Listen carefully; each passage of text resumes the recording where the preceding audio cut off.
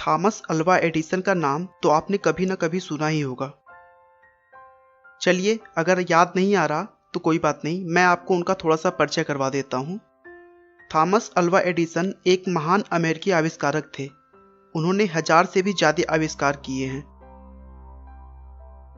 बिजली के बल्ब के क्रांतिकारी आविष्कार ने उन्हें रातों रात प्रसिद्धि के शिखर पर पहुंचा दिया था।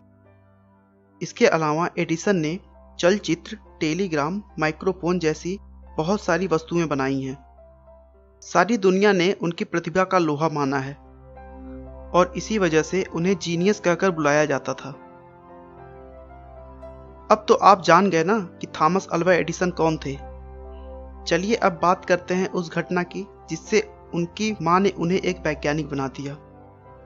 एक बार थॉमस एडिसन स्कूल से घर पहुंचे और अपनी मां को एक चिट्ठी देते हुए कहा, यह चिट्ठी स्कूल से मैडम ने दिया है और कहा है कि यह चिट्ठी सिर्फ अपनी मां को देना।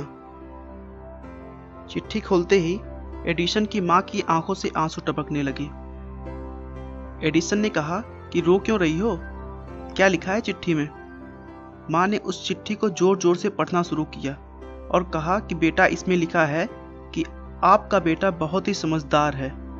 हमारे ख्याल से हमारा स्कूल इस जीनियस बच्चे के हिसाब से बहुत छोटा है और हमारे यहाँ इतने काबिल टीचर भी नहीं हैं जो एडिसन को उसकी बुद्धिमत्ता के हिसाब से ज्ञान दे सके। कुछ सालों बाद एडिसन की मां की मृत्यु हो गई। तब तक थॉमस एडिसन एक महान वैज्ञानिक बन चुके थे।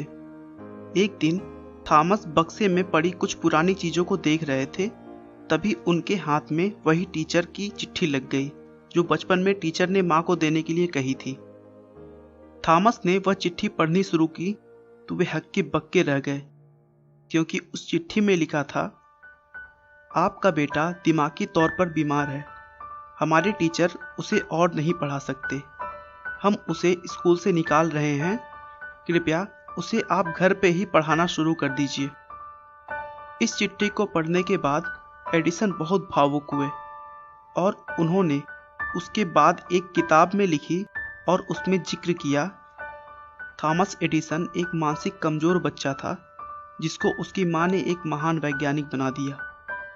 दोस्तों, अक्सर ऐसा सच में होता है, जब हम किसी इंसान को लगातार उसकी कमियां बताते हैं तो वह इंसान कहीं ना कहीं धीरे धीरे अपने अंदर के आत्मविश्वास को खो देता है और अपनी ताकत को नहीं पहचान पाता।